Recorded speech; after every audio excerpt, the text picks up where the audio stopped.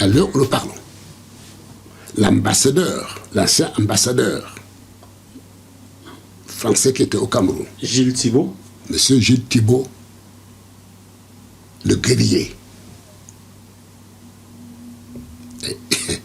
il a compris que c'est pas avec le Cameroun que le Cameroun veut vivre et vivre libre. Et pour moi, Gilles Thibault, c'est l'apprenti sorcier. Parce que quand on prend un militaire, on nomme comme diplomate, d'après vous, c'est pour faire quoi? Ben, fait le sale boulot. Voilà. Et qui l'a nommé? Non, c'est bien qu'il nomme l'ambassadeur de France. Qui l'a nommé? Je veux savoir le nom. Non, je pose la question. Est-ce que c'est bien qu'il nomme l'ambassadeur de France? C'est pas Biya. Bon, maintenant qu'ils ont compris, c'est parce que les Camerounais ont montré le début de quelque chose. Thibault est parti. Ils ont nommé maintenant un deuxième qui est vraiment un vrai diplomate, qui sort de l'école de la diplomatie. C'est maintenant que peut-être il faudrait que le Cameroun se mobilise aujourd'hui autour de quelque chose de solide. C'est pour ça que je suis là. Parce que celui qui est là, ce n'est plus un militaire, un battant en guerre. Parce que le peuple camerounais n'est pas le peuple de Burkina Faso. Le peuple camerounais est un peuple qui veut vivre et vivre libre.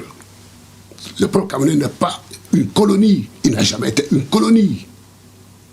Donc quand on nous envoie le battant en guerre, c'était pour mater. Si vous n'avez pas compris.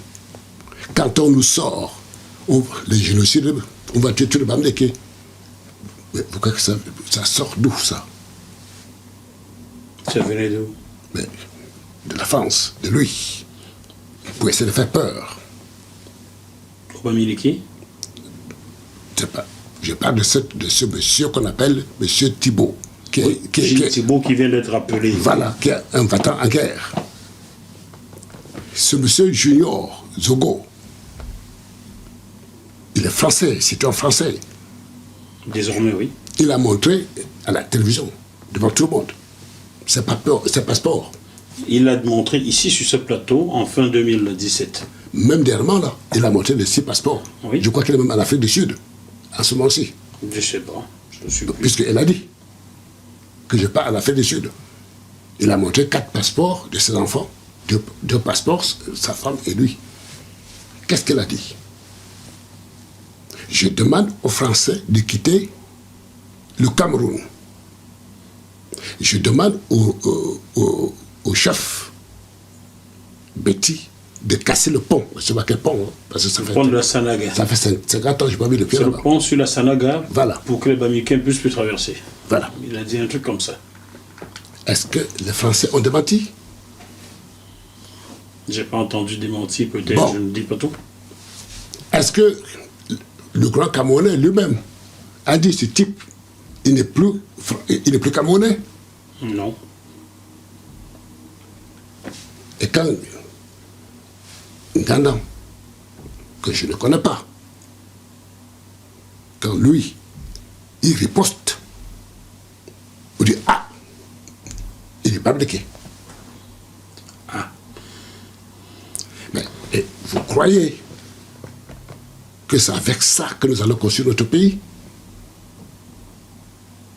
C'est avec les slogans de division. Et qui divise au Cameroun pour toi, papa? Qui divise? C'est la France. J'ai dit dans la première partie, sortez la France du Cameroun, vous verrez qu'aucun Cameroun ne sortirait le couteau pour tuer quelqu'un. Si Biya avait dit non quand on a fait la proposition, l'autre aurait dit oui. La proposition de dire bon, on te nomme comme président. Tu protèges nos intérêts. Mais s'il avait dit non, mais tu crois que la France n'allait pas trouver quelqu'un d'autre? Non, il faut réfléchir quand même. Quand Aïdjo trouve le micro placé par la France dans son palais, il appelle Fougevet. La nuit, Fougevet arrive. Il a pris la cola. Parce que c'est tout ce que le noir est capable de faire. Il a mangé la cola, ses yeux sortaient. C'est dans le livre de Fugevey. Il regarde Fugevey. Il dit, les Français ont mis le micro dans mon palais. Il appelle Focard de Paris. Focard arrive. Tu sais ce qu'il a dit à Focard? Non. Monsieur Focard, vous avez mis le micro dans mon palais. Monsieur Focard le regarde, calmement. Monsieur Adjo, on a mis le micro dans votre palais, il n'a plus répondu. Vous savez ce que j'avais écrit dans son livre? Non. Il a répondu à Focard avec arrogance. Autant Adjo n'avait rien dit. Non. Parce qu'il a souvent demandé, Monsieur Focard, vous avez mis le micro dans mon palais. Pour lui, c'est ça l'arrogance. C'est là, c'est toujours dans le livre de Fugevey. Hein. Il l'appelle Fugevey. Il lui dit, je vais te diaboliser. Est-ce que tu es d'accord? Mais si Fugevey avait dit non, mais il trouvait quelqu'un d'autre. Mais moi, dans ma pensée de Camerounais, diaboliser veut dire tu seras méchant contre ceux qui ont mis le micro. Non, il a diabolisé Fugevey, mais contre le Camerounais, comme si c'était le Camerounais qui avait mis le micro. Mais voilà la situation de chez nous. Donc, je ne suis pas en train de dire que Paul Biya, il est ceci, il est ça. Ça passe ça mon sujet. Je dis, je le répète, il est temps pour nous de nous asseoir autour de la table. Et pour cela, il faut libérer tous les prisonniers politiques. Kamto et les autres. Et ils vont organiser une table. Parce que nous sommes tous des Camerounais. Je n'ai pas changé de... D'accord, papa. Je n'ai pas Qui changé d'avis. a emprisonné Kamto et les autres? C'est la France ou c'est Biya? Pour moi, c'est la France. C'est la France qui emprisonne Kamto pour toi. Pour moi, c'est la France. Qui a donné des instructions à M. Biya? Oui. Je t'apporte la preuve. Oui.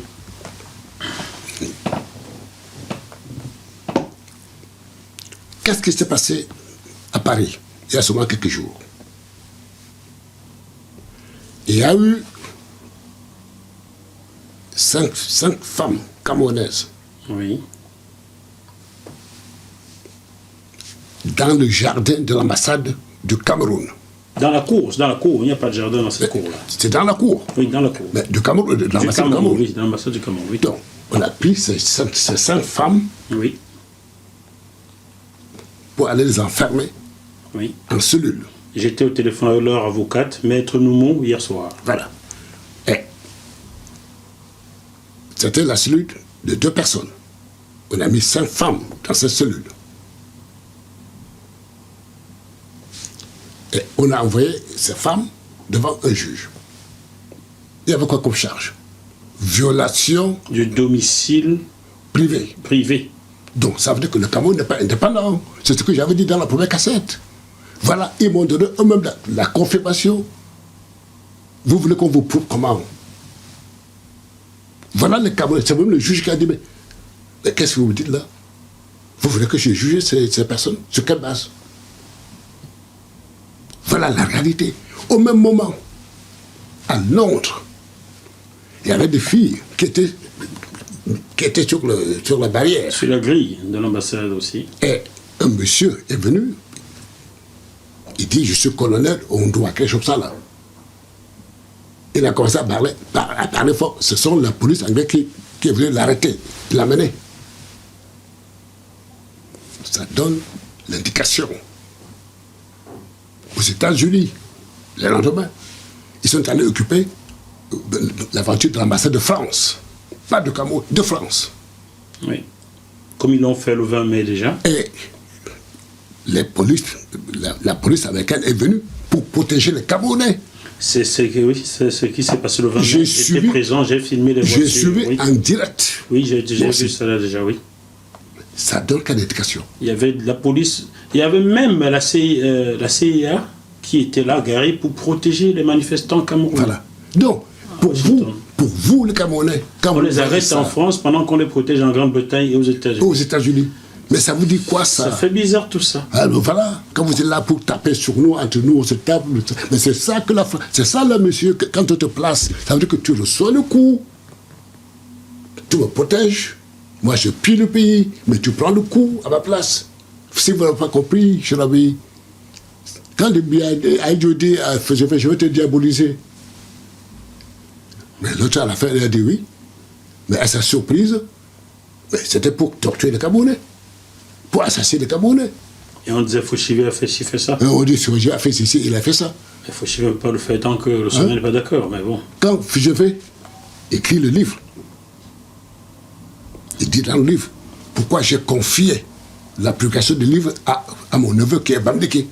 Parce que ce sont des gens sérieux et courageux. C'est dans le livre de Fouchivé que j'ai à la maison. Que je n'ai malheureusement pas encore lu, j'aimerais bien le lire parce que ça m'a l'air intéressant. Donc, ceci pour vous dire que il est temps d'ouvrir les yeux. Il est temps de réfléchir quand on agit, quand on va poser un acte politique. Ne pas faire ce que je vois. Les injures ne nous grandissent pas. Des injures que les Camerounais s'envoient à travers les réseaux sociaux. Les réseaux sociaux, insulter Bia, insulter sa femme, insulter ses enfants. Je ne vois pas l'acte politique là-dedans. Je suis un Camerounais et digne. Je me suis battu ici pour faire partie d'Aïdjo. Personne ne peut dire ce monsieur a manqué de respect à la famille d'Aïdjo. Personne ne peut dire ce monsieur a manqué de respect à Aïdjo. Même si c'était l'ennemi de mon pays, mon ennemi. Je le respectais en tant qu'individu. Passez les injures. Mais dites-moi, sincèrement, les injures, mais l'acte politique dans les injures, où? Non, chacun vous dit que je viens dans son groupe pour m'adresser à eux. Pour pouvoir dire, bon, voilà, le moment de Bangantin, il est venu nous parler, il est venu faire ceci. Mais non, n'attendez pas ces choses de moi. Je suis là pour vous indiquer, pour vous aider. Mais si vous voulez vraiment faire quelque chose, je vous le répète, vous allez gagner. Je vais vous prendre quelques exemples. Ne dites pas je suis seul ou je suis minoritaire. Non. Ce n'est pas parce que vous êtes minoritaire que vous avez tort. Je vais vous parler de l'histoire. Vous savez, pendant la Deuxième Guerre mondiale, au Parlement allemand, il y avait un député, peut-être un ou deux, je ne peux plus très bien. Ils avaient voté contre la guerre. La majorité avait voté pour la guerre. Les deux, là, ou un ou deux, ils étaient majoritaires ou minoritaires? Minoritaires, bien sûr. Aujourd'hui, lors des bilans, le peuple allemand s'appuie sur qui? Sur ces deux-là. Pour dire, nous ne sommes pas tous des nazis. Oui, voilà deux qui n'étaient pas nazis. Donc, sont les icônes. De Gaulle, en France, quand Pétain décide de déposer les armes, De Gaulle dit il n'en est pas question que les Français déposent les armes devant les Allemands. Devant les Allemands. Il était minoritaire ou majoritaire? Il était minoritaire à cette époque. Il n'était pas condamné à mort, De Gaulle? Si, si, et même le père de Ségolène Royal, le colonel Royal, voulait la tête de Gaulle, non? Je crois bon, s'il n'était pas réfugié à Londres, il n'était pas mort? Et pour se réfugier à Londres, il est passé par le Cameroun. C'est pour stimuler les jeunes, pour dire, quand vous êtes convaincus de ce que vous faites, ne cherchez pas à tout prix la majorité. Non. Faites-le. Faites-le, parce que vous êtes convaincus de ce que vous faites. Donc, De Gaulle aujourd'hui en France, chacun veut son petit De Gaulle, son petit morceau de De Gaulle. L'extrême droite Ça dit, machin, à l'extrême tout, gauche, aujourd'hui. chacun est gaulliste. En Chine, Mao Tse-tung, Oui. c'est lui le fondateur du Parti communiste chinois. Il avait été exclu pendant 10 ans. Ses idées combattues pendant 10 ans. Et au bout de 10 ans, ils avaient fait le bilan. Ils avaient vu qu'ils avaient perdu des millions de Chinois sur la tactique que celui qui l'avait chassé avait organisé. Qui avait chassé Téton, avait organisé. Qui avait chassé Mao Tse-tung. C'est là que le peuple est allé chercher Mao Tse-tung et le remettre à la tête du parti. C'est comme ça qu'il avait gagné. Donc le pestiféré est devenu l'idole. Voilà. Donc, c'est pour dire que ne croyez pas toujours qu'il faut être très nombreux. Non. Si vous êtes nombreux, c'est mieux. Si vous êtes peu et efficace et convaincu, c'est encore mieux. Et le plus important, c'est d'éviter les insultes. Les insultes. Ça n'apporte rien. Et insulter, même s'il est votre ennemi, Il ne faut pas l'insulter. il ne faut pas l'insulter. Du tout. Il faut le respecter. Parce qu'avant tout, c'est un Camerounais. Papa, j'en veux pour preuve. Ce matin, c'est moi qui ai appelé André Luther Meka, qui prend des idées qui ne sont pas forcément les miennes, mais je l'ai appelé. Je n'insulte pas Amougou Belinga dont la chaîne de télé vole mes sujets, les diffuse sans payer mes droits, sans demander mon autorisation. Je ne les insulte pas. Je discute avec eux. C'est ce que tu veux faire passer comme message à la jeunesse. Exactement. Il y a des choses qui se passent par derrière que le public ne sait pas. Parce que la femme de Béa, que j'attends tous les jours, le popo, le machin, est-ce que vous savez ce qu'elle a fait, cette femme? Chantal Biya, Oui, qu'a-t-elle fait, papa? beaucoup de choses. Beaucoup. Quoi, par Beaucoup. exemple? En négatif, en positif, quoi? En positif. Qu'a-t-elle Mais fait? je ne suis pas là pour détailler. Oui, mais nous voulons quelque chose de conscient. Et elle a fait quoi de positif? Bon. À Banganté, il y a ce qu'on appelle l'université de montagne. Oui. Sans cette femme, est-ce que cette université allait avoir jour? Donc, il y a plein de choses. Comme ça, des petites. Pour vous, c'est petite. Pour moi, c'est de grandes choses. Parce que pour construire ce Cameroun que je souhaite de mes voeux, il faut instruire les Camerounais. Il faut instruire les Camerounais. N'est-il pas l'heure pour le Cameroun, ou ceux qui disent le Cameroun d'aujourd'hui et de demain, de rappeler au pays cette diaspora-là qui est endiabolisée et discriminée? Cette diaspora qui est formée en plus. Mais attention, cette diaspora,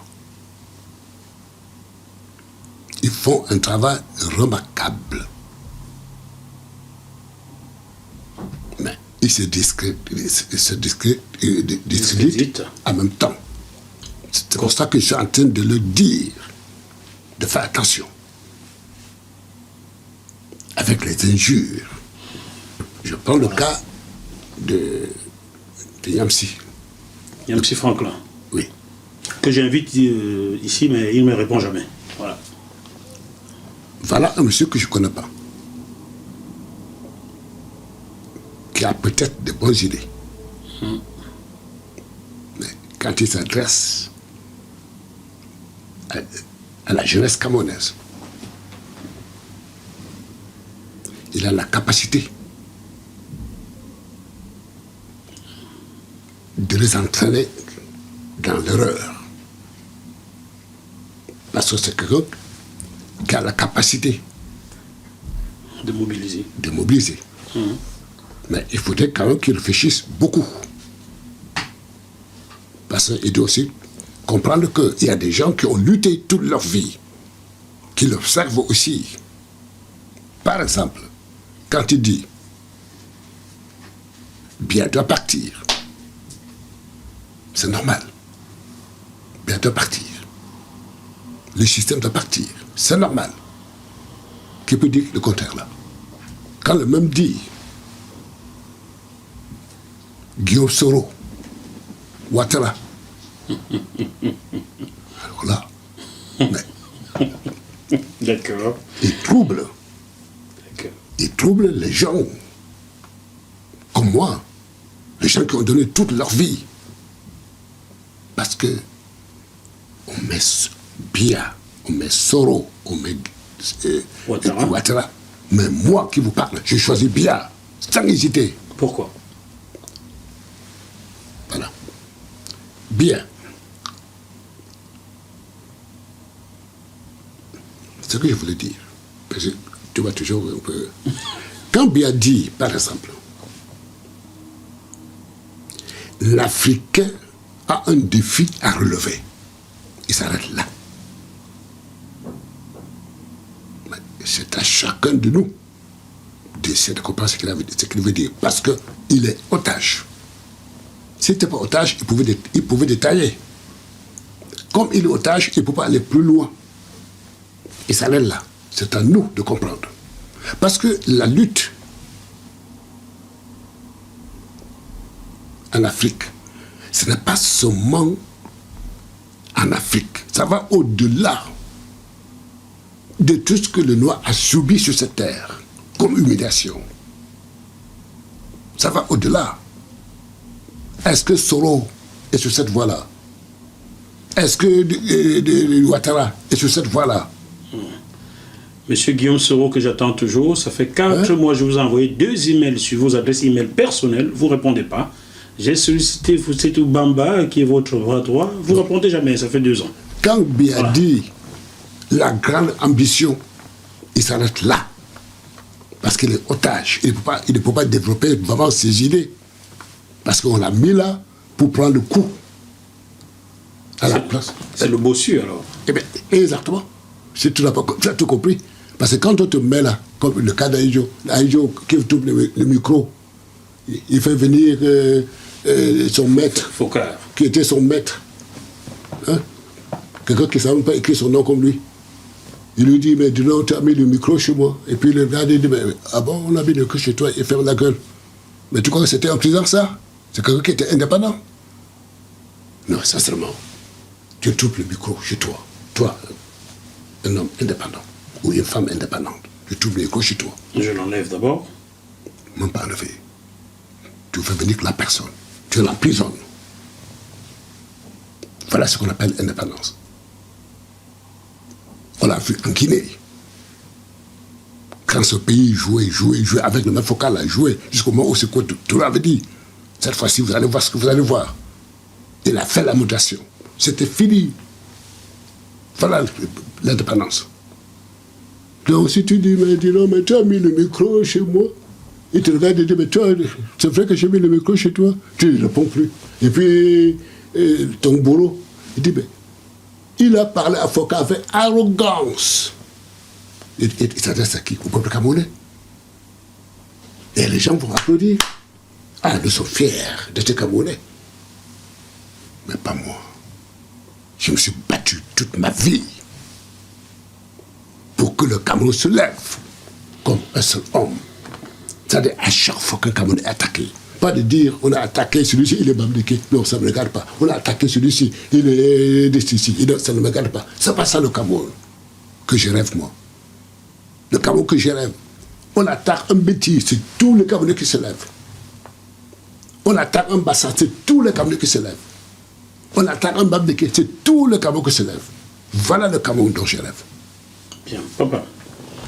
Il y a 5 mois, lors de ton dernier passage ici, tu avais sollicité parler à un homme politique au Cameroun. Et tu l'avais eu au téléphone sous mes yeux, tu lui donnais des conseils. Tu lui demandais de se méfier de la France. Cet homme politique est depuis le 1er juin arrêté, torturé, humilié. Il s'agit de Mamadou Mota. Tu l'avais prévenu que ça allait arriver. Je n'ai pas changé d'avis. J'étais là, chez les téléspectateurs, je les écoutais échanger. Je n'ai pas changé d'avis. Bon, là, tu es au moins témoin, parce que quand j'ai expliqué à certains que toi, personne ne me connaissait, chaque fois que je citais le nom, tu téléphonais pour vérifier. Parce que l'homme qui parle, c'est l'homme qui est resté silencieux des années et des années et des années. Parce que tout ce que j'ai demandé, qui était ma priorité dans la vie, c'était que Aïdjo quitte ce Mamadou malien, qui quitte la tête de mon pays. Tu vois, même sa femme là, qui parle beaucoup, je n'ai jamais insulté cette femme, moi. Parce que le jour où son mari était venu me voir, je n'en revenais pas. Que l'histoire que j'entendais était vraie. Que c'était la femme de quelqu'un d'autre qui l'avait arraché. Le type était venu. Pourquoi il était venu me voir? Pour me remercier, presque à genoux. Je suis bloqué là depuis 58. Il était malade, il avait mal aux pieds. Je ne sais pas s'il vit encore.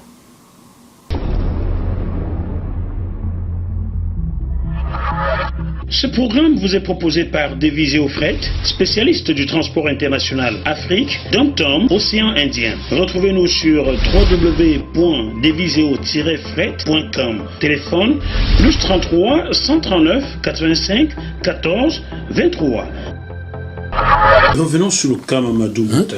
Mais bien sûr. Mais tu voulais qu'on fasse comment? Mamadou Mouta, il est dans un parti qu'on appelle le MRC. Le MRC, je ne peux que demander la libération de tout le monde. Il n'y a pas de cas où on va dire libérer tel ou ne pas libérer tel. Mais on doit libérer tout le monde. Mais c'est le Kamto est le président, et Mouta est le premier vice-président, et la dame, Tirane Noah et troisième président. Bon, j'ai vu dans YouTube, à la télévision camerounaise, cette femme, je peux vous dire, elle a mon soutien total. Pourquoi? Parce que dans ce qu'elle dit, elle parle de l'indépendance du Cameroun dedans. Que même Kamto n'a jamais prononcé. Elle dit, je suis une fille bêtise, on m'a renié. Mais je suis là par conviction. C'est pour ça que je me permets de m'adresser aux jeunes, de dire, il faut faire tout par conviction. Cette femme, elle est reniée.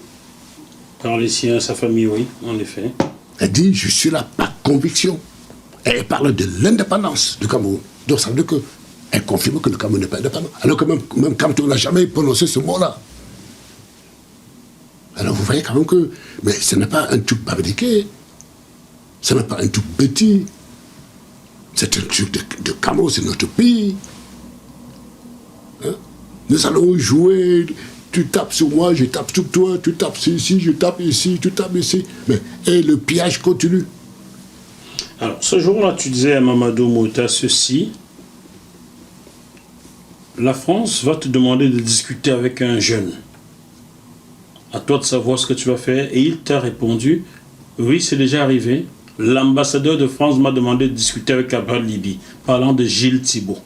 Ce Michel avait commencé par Kamto, il est vieux, l'autre comme ça, il est arrivé sur le jeune. Je ne connaissais personne, hein, même jusqu'au... Je n'ai jamais vu personne.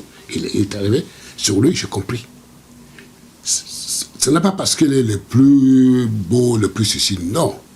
Parce que comme il est jeune, on va l'installer. Le temps que les Camerounais s'en aperçoivent, ils auront 30 ans à exporter. Voilà comment le capitalisme fonctionne. Tu confirmes donc là que la France veut installer Cabral Libye à la tête du Cameroun? Je n'ai pas cette preuve-là. Je fais les analyses politiques. Mais il y a aussi un petit problème, c'est que Cabral Libye, il est Bassa. Bassa. Donc il y a aussi la crainte. Crainte du côté français? Oui, de dire, est-ce qu'ils vont soulever le problème Bassa. de génocide. Parce que, pourquoi la France, la peur de la France, aujourd'hui, là, c'est quoi? C'est une plainte. Ah, il y aura une plainte. Tôt ou tard. Tôt ou tard. Parce que, On ne peut pas tuer impunément des gens. parce que les Kenyans avaient porté la plainte contre l'Angleterre. Ce plan a été réglé devant la justice. Et c'est la peur de la France. Mais, ce pays qui a vraiment de l'intelligence, il pense que c'est toujours en frappant, en étouffant, le marteau. Les gens vont s'écraser. Ils n'ont rien compris. Tout Bamileke pour aujourd'hui déposer une plainte, il y a assez d'éléments pour démontrer ce génocide-là. Même Constantin Melnick l'a écrit dans son livre intitulé « La mort était leur mission », publié chez Plomb en 1996. Donc il y aura une plainte un jour. Mais tôt ou tard. Tôt ou tard. Constantin Melnick n'est pas camerounais, il est français. Il travaille dans l'appareil. Vous voyez ce que je veux dire? Mais donc, pour ce pays, ce que je conseille à ce pays, c'est de trouver une solution. Une solution politique. Pas militaire, parce que militaires, ils ont déjà échoué du côté anglophone. Pourquoi du côté anglophone? Je savais qu'ils allaient échouer. Je ne sais pas. Pourtant, ce pays a de l'intelligence. Je ne peux pas comprendre. Mais ils sortent tous de l'ENA. C'est formaté, en fait. Il faut fermer. Emmanuel Macron, vous aviez promis fermer l'ENA, il faut fermer cette école-là. Vous savez, tu sais, journaliste, Non, pas. j'avais vu à la télé. Quand on parle de l'école polytechnique en France, dans le monde, ouais, beaucoup de familles voulaient envoyer leurs enfants à l'école polytechnique en France, machin, tout ce truc-là. J'avais vu à la télé 7 Chinois étudiants à l'école polytechnique à Paris. Ils parlaient, c'était à la télé, dans une émission. Ils rigolaient. Ils disaient, mais quand ils sont venus, on a vu les mathématiques. On a dit, c'est quoi ça? C'est les mathématiques de Polytechnique, ça. Parce que j'ai fait ça en classe de première, en Chine. Donc, c'est pour dire quand même que je ne suis pas là pour dire, non, la France est un grand pays, ça c'est sûr. La France est un grand pays. Mais c'est son comportement qui m'étonne. Quand on est grand pays, quand on a vraiment de l'intelligence qu'ils ont, et ils n'arrivent pas à résoudre un petit problème. Quand ils ont déclenché la guerre du côté anglophone, alors que même un bébé, tu donnes ce problème à un bébé Bamileke. Je dis un bébé Bamileke, il règle ce problème sans tirer un coup de fusil. Pourquoi? Je te l'explique.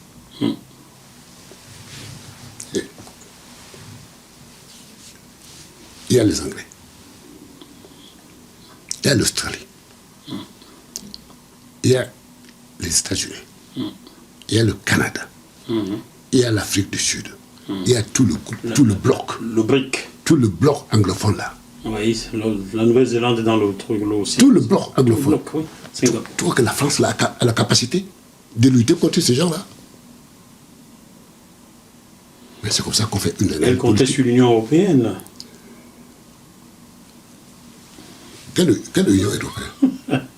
L'Union européenne qui n'arrive pas à fonctionner là. Qui n'arrive pas à fonctionner et en plus, mais qui est dirigée par les Allemands. Ah bon? Et que le Cameroun, et que le Cameroun est son bébé.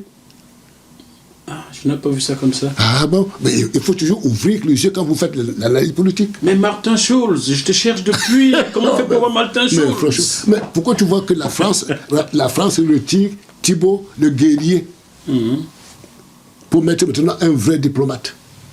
Mais parce qu'ils ont compris. Il faut négocier. Mais après avoir tué 2000 personnes. Ils ont. Mais, tu sais, chez moi, je ne dors pas, je suis sur YouTube. Ils ont distribué l'argent. Tu as déjà vu où on distribue l'argent? Ce n'est que chez les nègres qu'on voit des trucs comme ça. Qui le grand Camerounais.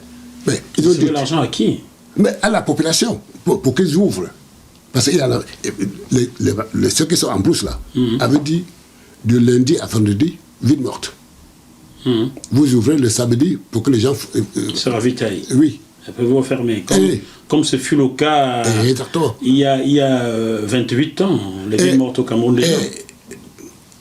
Et le gouvernement camerounais avait dit, bon, on va avec des paquets d'argent, on va distribuer. Comme d'habitude, quoi. Les gens sont venus. Ils ont pris, les taximans sont venus avec, ah, j'ai pas d'argent de pétrole. Et on a donné les motos taxis, là, ce que j'entends. Les motos taxis sont venus aussi, ils ont pris. Mais le lundi, il n'y avait rien d'ouvrir.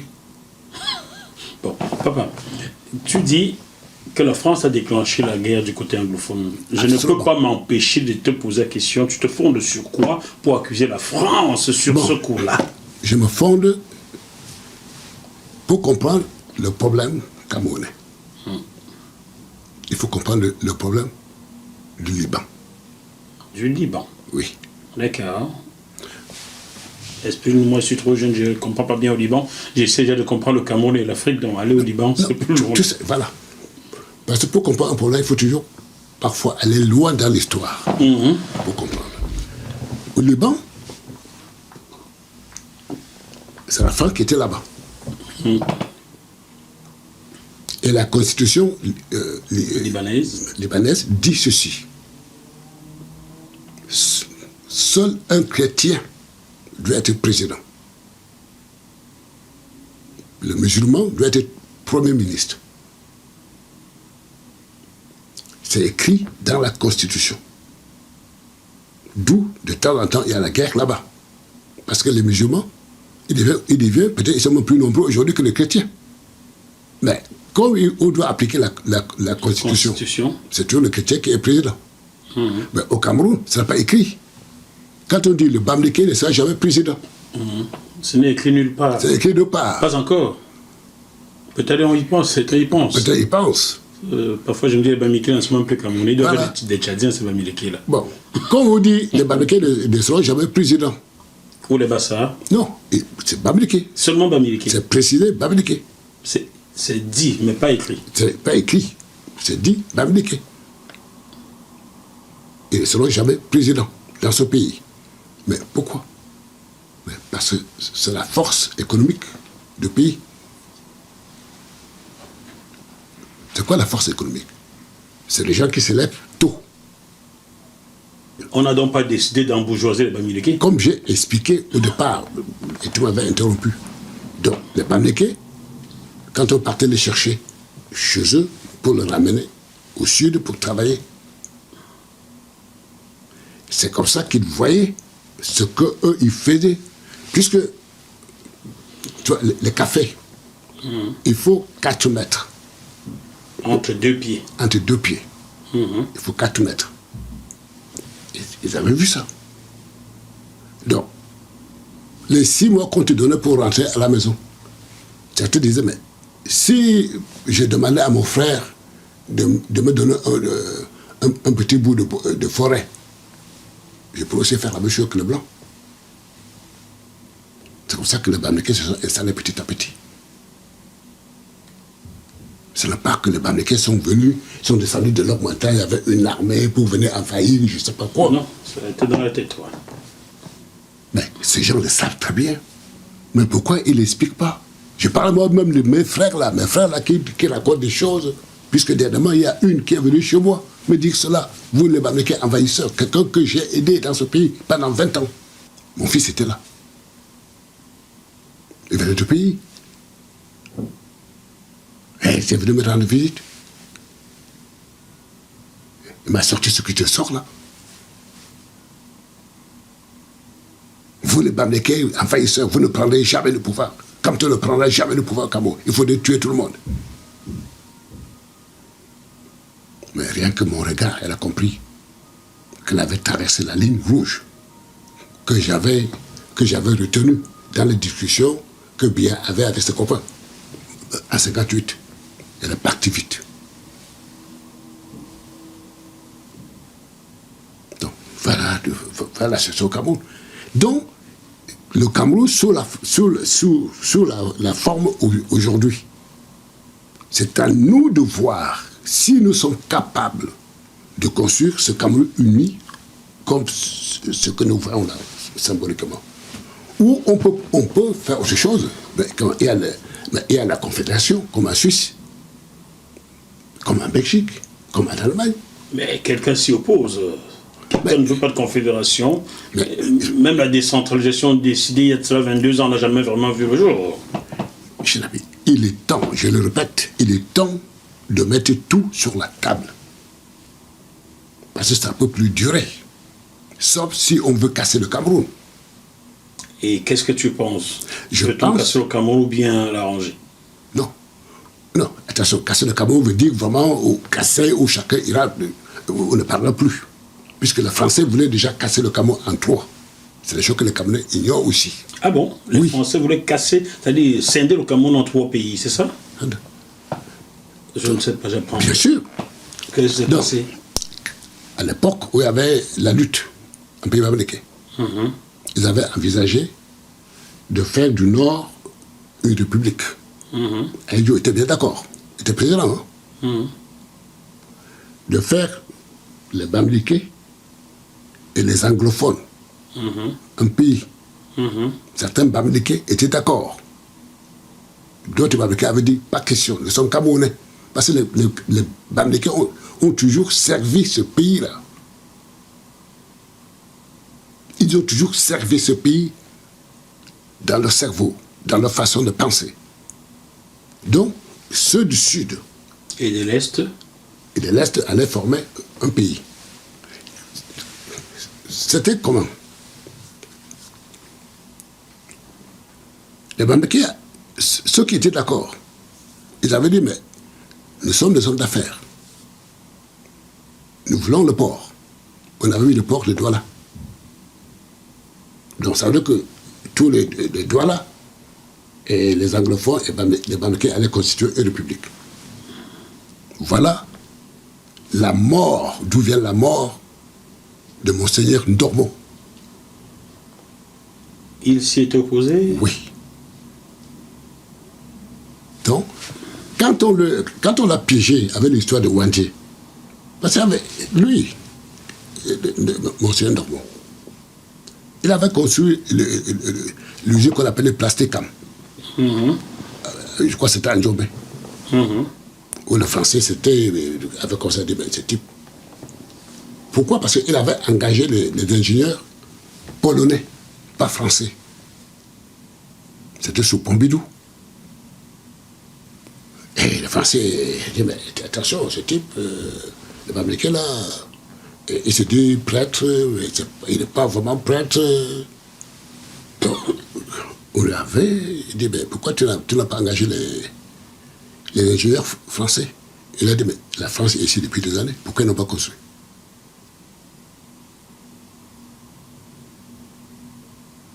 Donc, la mort de Monseigneur Ndormo, ce n'est pas un mort qui est venu comme ça, derrière Wandje, monsieur. Mais non, ce que je dis au Cameroun, le cardinal Toubé, il sait. Merci à GMTV+. Continuez de donner la parole à ceux à qui on la refuse.